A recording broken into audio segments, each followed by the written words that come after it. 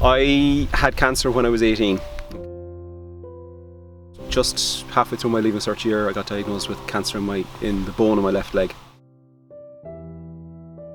Looking back on it, I suppose I have 2 young kids now.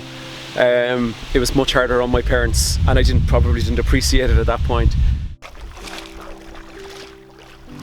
For me, it was a bit surreal, but you know, like, practicalities get in the way. There's a lot to be done. You know, you just have to, okay, someone sees it on an X-ray, or we'll do a biopsy, then chemo, then an operation, then more chemo.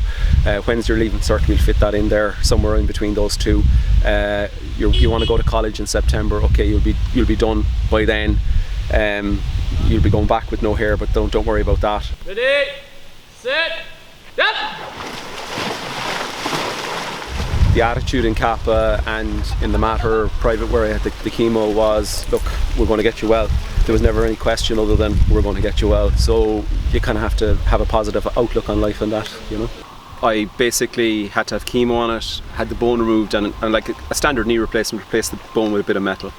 And that was there for 15 years.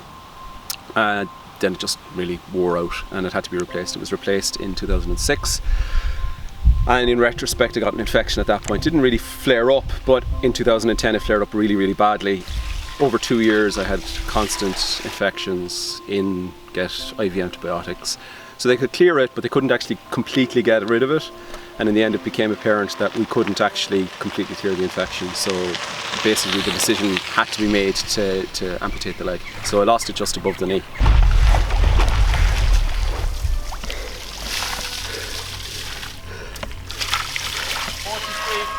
40? 3-4. Oh. My first memory of Olympics is 1984. Watching the whole Olympics, 1988 in Seoul. I remember the fact that, like, it was on at such a point that I'd get up at 4 o'clock in the morning before I went to school and watch a couple of hours before I went to school. So I've always been interested in the Olympics. I got back into the boat the 1st of April 2012. It's about over 700 days since I'd been in a boat, and I did 10 minutes and was dead. But the good thing was I was kind of saying to myself, well, look, this is something I can do and I can try. And within a year I was at a reasonable standard that I could compete internationally. I've improved an awful lot since, but it's got me fit, it's got me active, and like pretty much straight away once I got back into the boat I said, I'm going to try this.